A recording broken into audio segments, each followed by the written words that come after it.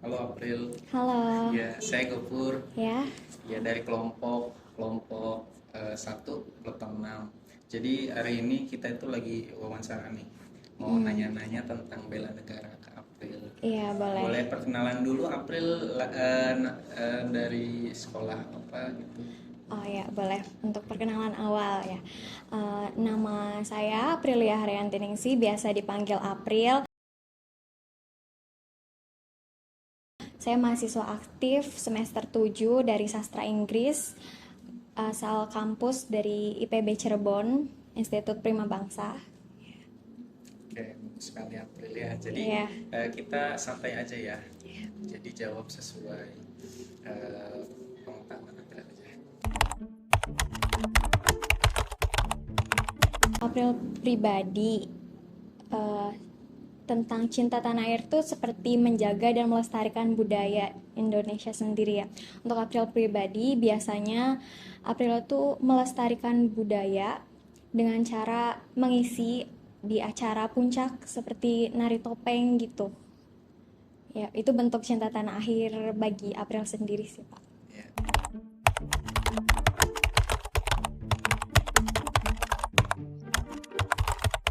Karena kita hidup di era digitalisasi ya, semua informasi itu gampang banget, apalagi banyak pengaruh dari budaya luar.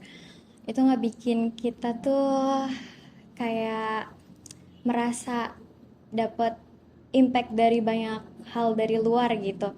Sebagai generasi muda yang tetap harus cinta tanah air gitu, kita tuh harus bisa lebih selektif tentang budaya-budaya luar dengan tetap menjaga budaya kita sendiri gitu, melestarikannya dengan memakai batik, belajar tari-tarian, mempelajari dan lebih mengenal tentang budaya kita sendiri gitu, diimbangi dan dibarengin sama hal-hal dari budaya kitanya juga, jangan sampai terpengaruh dari budaya luar aja gitu.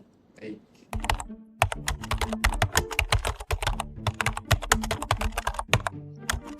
Populer banget gitu ya, kita bisa lihat dari perjuangannya B.J. Habibie yang mencerminkan semangat nasionalisme yang tinggi sampai beliau belajar ke negeri orang terus balik lagi ke negeri sendiri hanya untuk memperjuangkan nilai-nilai karena kecintaannya kepada tanah air gitu. Itu mencerminkan perjuangan yang nyata bagi generasi kita, melihat dari perjuangan yang pernah beliau lakukan untuk negara ini gitu.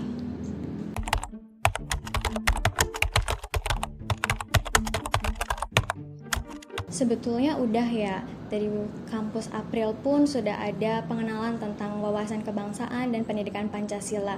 Cuman balik lagi perlu adanya peningkatan dan pendekatan karena kita itu hidup di era digitalisasi ya. Mau gak mau kita harus mengikuti transformasi digital.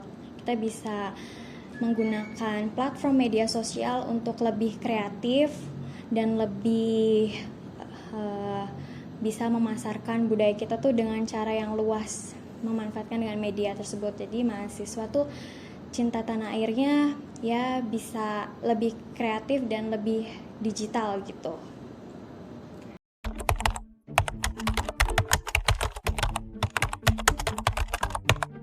Untuk April pribadi, saya berharap untuk masyarakat itu bisa lebih mengimplementasikan nilai-nilai Pancasila pada kehidupan sehari-harinya agar tumbuh rasa nasionalisme yang tinggi dan juga cinta tanah air untuk bangsa kita gitu, bangsa Indonesia.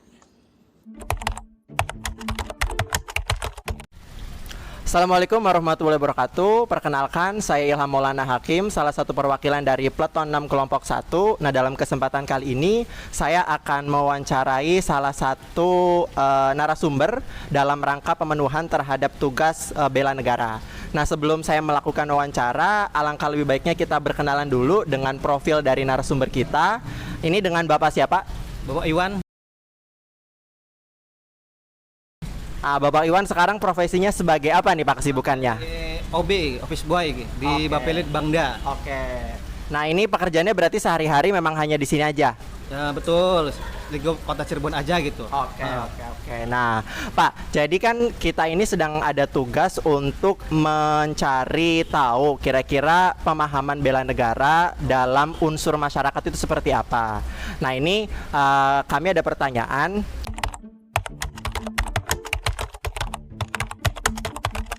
Kalau menurut saya pribadi ya, menurut cinta tanah air itu dalam artian mengingat perjuangan para pahlawan yang dulu, bukan sekadar mengingat tapi berdoa dan mendoakan. Oke. Banyak yang istilahnya para abdi negara maupun masyarakat banyak tuh sekedar mengingat saja tapi lupa berdoa dan mendoakan, itu saja cukup. Oke. Balik lagi berdoa dan mendoakan para pemimpin kita, bukan sekedar istilahnya omongan saja tapi berdoa itu istilah membuktikan. Itu yang ringan ya, yang ringan. Tapi justru yang ringan itu istilahnya saling memaknai atau sampai dibutuhkan gitu untuk zaman sekarang. Ya. Utamanya kan dengan kejujuran gitu. Oke. Jadi kurang lebih masih sama. Masih sama. Jadi proses untuk bisa mengenangnya. Namanya toleransi antar umat beragama gitu. Saya teringat dengan ucapan Kiai Haji Abdurrahman Wahid, ya Pak Gus Dur gitu istilahnya. Ya toleransinya bagus itu untuk perumat beragama gitu. Utamanya gitu moral. Utamanya berdoa dan mendoakan itu sama moral. Siapa yang istilahnya sebagai junjungan gitu ya Rasulullah SAW. Utamanya itu satu istilahnya yang menjunjung ini. Utamanya nih amanah, tabligh, fatomah, lan jujur. Itulah yang perlu dicontoh sebagai pemimpin yang Islam gitu. Seperti itu.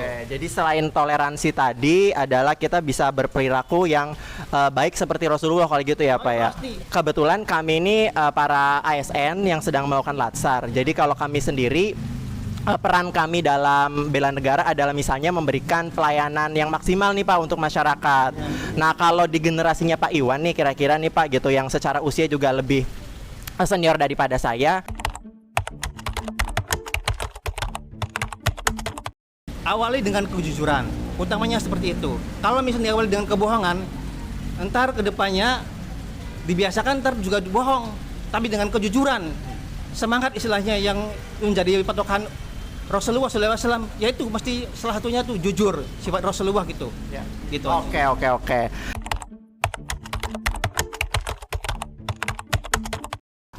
Ya Haji Abdurrahman Wahid atau Gus Dur gitu loh. Sebagai seorang muslim kita tuh istilahnya itu bangga sama beliau gitu istilahnya, bukan sekedar istilahnya memandang dari fisik gitu, tapi menurut saya tuh kemampuannya di atas rata-rata. Cuman banyak pihak yang istilahnya kurang suka gitu, tapi beliau tuh istilahnya bukan sembarang istilahnya orang gitu. Kalau menurut saya sih ya itu di atas rata-rata lah, bisa dibilang lah beliau tuh wali gitu. Iya.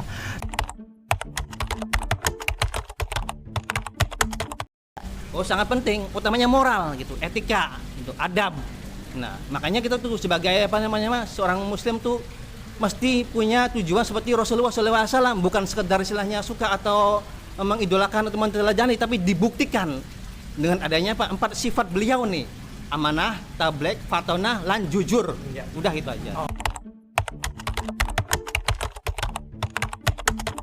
Harapannya saya tuh pengen memiliki seorang pemimpin yang itu amanah, tabligh, fatonah, lan jujur seperti Rasulullah SAW. Udah gitu aja, itu aja. Oke, baik. Terima kasih Pak Iwan.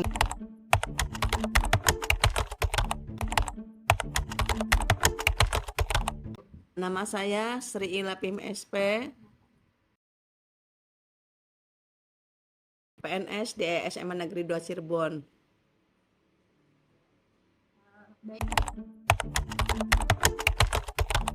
Makna cinta tanah air adalah kita mengalami keadaan suka dan duka tinggal di negara Indonesia.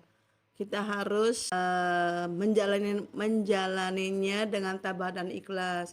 Misalnya waktu ini menurut cerita orang tua saya, kakek saya dulu adalah pejuang. Dia itu mengorbankan jiwa raganya buat negara Republik Indonesia sampai dia itu meninggal sebagai pahlawan. Yang kedua, pada tahun 1998 Indonesia mengalami krisis moneter. Indonesia itu dihantam dengan harga yang tadinya murah menjadi harga yang tinggi. Indonesia harus bertahan dalam keadaan krisis moneter. Itu gara-gara terjadi demo mahasiswa Trisakti untuk menuntut Bapak Presiden Soeharto untuk mundur dari kursi kepemimpinan. Terus yang ketiga, kita juga diterpa badai atau bencana corona pada tahun 1920 sampai 1923. Itu juga sangat mengganggu perekonomian Indonesia. Dari situlah, dari 3 peristiwa ini, saya mengalaminya, jadi membuat kita ini menjaga bahwa cinta tanah itu sangat penting. Apapun yang terjadi di negara Indonesia, kita harus bisa bertahan untuk hidup, harus bisa survive dalam hidup ini. Ya, bela negara pada tahun 1945 itu dengan memanggul senjata mengusir penjajah di atas permukaan bumi Indonesia. Sekarang bela negara itu sudah lain pemahamannya atau konotasinya. Bela negara pada waktu sekarang ini kita harus peduli pada lingkungan sekitar kita. Misalnya kita harus memperhatikan lingkungan, misalnya ada solokan yang mampet, kita bersihkan, ada sampah-sampah yang bertebaran di pinggir jalan, kita buang pada tempatnya. Keberagaman itu merupakan ciri dari masyarakat Indonesia, berbeda bahasa, berbeda suku, berbeda budaya. Kita tidak hanya ada suku yang sangat unggul, misalnya suku Jawa atau suku Sunda, tapi kita juga didukung oleh suku-suku lain karena kita dari dulu sejak zaman Majapahit suku itu sudah berada di tanah Indonesia. Maka kita itu harus kompak, harus bersatu, jangan sampai kita mudah dipatahkan oleh media sosial yang meruntuhkan negara kesatuan Republik Indonesia. Peran generasi tua yaitu untuk mengingatkan generasi muda bahwa kemerdekaan itu tidak bisa diberikan hadiah begitu saja. Kita harus mempertahankannya, kita harus mengisinya, kita harus menjaganya. Harapan saya untuk bangsa Indonesia ke depannya, 1, kembalikan Indonesia ke kurikulum Kurtilas, kurikulum 13. Jangan berganti-ganti kurikulum sehingga membuat kurikulum itu mentah, anak yang tidak bisa baca menjadi naik, terus anak juga kemampuan literasinya kurang, kemampuan numerasinya kurang, sehingga untuk berharap menjadi Indonesia emas pada tahun 2045 akhirnya menjadi Indonesia cemas.